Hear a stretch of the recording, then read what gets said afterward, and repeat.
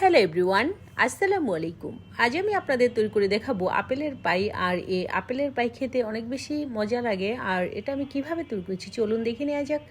আশা করছি আমার আজকের ভিডিওটি আপনাদের কাছে ভালো লাগবে। ভিডিওটি ভালো লাগলে ভিডিওটিতে একটি লাইক দিয়ে আমার চ্যানেলটি সাবস্ক্রাইব করে নেবেন।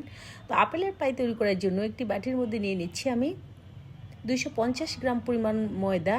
আর কাপের মাপলে এটা লেবেল 2 কাপ পরিমাণ হয়। এরপর এর মধ্যে দিয়ে দিচ্ছি আমি 1/4 টিস্পুন পরিমাণ লবণ আর 1 চা চামচ পরিমাণ বেকিং পাউডার আর 90 গ্রাম পরিমাণ বাটার। এখন সব কিছু ময়দার সাথে হাত দিয়ে খুব ভালো করে মিশিয়ে নিচ্ছি। এরপর অন্য একটি বাটির মধ্যে নিয়ে নিচ্ছি 2টি ডিমের কুসুম আর 80 গ্রাম পরিমাণ চিনি। এখন ডিমের কুসুম আর চিনি একটি চামচের সাহায্যে খুব ভালো করে মিশিয়ে এই ময়দার মধ্যে দিয়ে দিচ্ছি।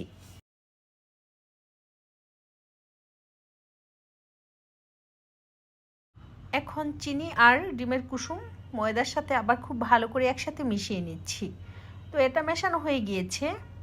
এখন একটি কেকের মোল্ড নিয়ে তৈরি করে রাখা উপকরণ কেকের মোল্ডের মধ্যে নিয়ে নিচ্ছি। আর আমি এখানে 4 ভাগের 3 ভাগ পরিমাণ উপকরণ কেকের মোল্ডের মধ্যে নিয়ে নিচ্ছি আর 1 ভাগ পরিমাণ বাটির মধ্যে রেখে দিচ্ছি।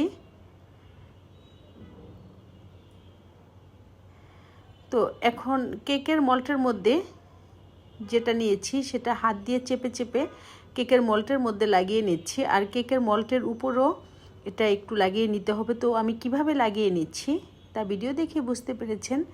তো এখন এটা আমি নর্মাল ফ্রিজে রেখে দিব 15 থেকে 20 মিনিট সময়ের জন্য। এরপর অন্য একটি পাত্রের মধ্যে নিয়ে নিচ্ছি 500 গ্রাম পরিমাণ আপেলগুলো একটু ছোট ছোট সাইজ করে কেটে নিয়েছি। এরপর এর মধ্যে দিয়ে দিচ্ছি 80 গ্রাম চিনি, আরও দিয়ে দিচ্ছি 4 টেবিল চামচ পরিমাণ লেবুর রস। এরপর দিয়ে দিচ্ছি 1/2 টিস্পুন পরিমাণ এলাচির গুঁড়া। এখন চুলাটা জ্বালিয়ে দিচ্ছি আর চুলার আঁচ মিডিয়াম হিটে রেখে এটা কিছুক্ষণ রান্না করে নিব। আর আপেলগুলো কেটে নেওয়ার পর আপেলের টুকরোগুলো আমি লবণ পানিতে 5 মিনিটের জন্য ভিজিয়ে রেখেছিলাম। আর এভাবে রাখলে আপেল কালো হয় না। আর 8 থেকে 10 মিনিট সময় এই আপেল আমি রান্না করব। এই আপেল রান্না করার সময় অফ ক্যামেরাতে আমি পাত্রটি চেঞ্জ করে নিয়েছি, কারণ প্রথমে আমি যে পাত্রটি নিয়েছিলাম সেটা স্টিলের ছিল। আর স্টিলের কোনো পাত্রের মধ্যে টক জাতীয় কোনো কিছু রান্না করলে সেটা থেকে কেমিক্যাল রিয়াকশন হতে পারে, সেই ভয়ে আমি পাত্রটি চেঞ্জ করে নিয়েছি। এটা তৈরি করা হয়ে গিয়েছে। এখন ঠান্ডা হওয়ার জন্য এক সাইডে রেখে দিচ্ছি। এরপর একটি বাটির মধ্যে নিয়ে নিচ্ছি 3টি ডিমের সাদা অংশ। এখন একটি ইলেকট্রিক বিটার দিয়ে এই ডিমের সাদা অংশ ফোম তৈরি করে নিব।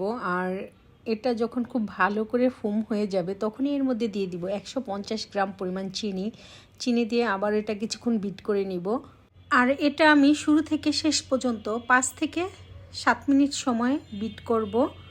আর যখন এটা খুব ভালো করে বিট হয়ে যাবে তখন বাটিটি কাত করলেও এ ফোম আর নিচে পড়বে না। তো আমার ডিমের কুসুম দিয়ে ফোম তৈরি করা হয়ে গিয়েছে। এখন এর মধ্যে আমি আরও অন্য ইনগ্রিডিয়েন্টস অ্যাড করে নিব। তো এখন এর মধ্যে দিয়ে দিচ্ছি আমি আধা চা চামচ পরিমাণ এলাচির গুঁড়া। এরপর দিয়ে দিচ্ছি 40 গ্রাম পরিমাণ কর্নফ্লাওয়ার। আরও দিয়ে দিচ্ছি 400 গ্রাম পরিমাণ টক দই। আর এটা পানি ঝরানো টক দই। এখন একটি স্প্যাচুলা দিয়ে সব কিছু খুব ভালো করে একসাথে মিশিয়ে নিচ্ছি। এখন আর কোনো ইলেকট্রিক হ্যান্ড বিটার ব্যবহার করা যাবে না, তাহলে এটা পাতলা হয়ে যাবে। আর এখন এটা আস্তে আস্তে আলতো হাতে মিশিয়ে নিতে হবে। এখন কেকের মোল্ডটি ফ্রিজ থেকে বের করে এর মধ্যে দিয়ে দিচ্ছি তৈরি করে রাখা আপেলের মুরব্বা।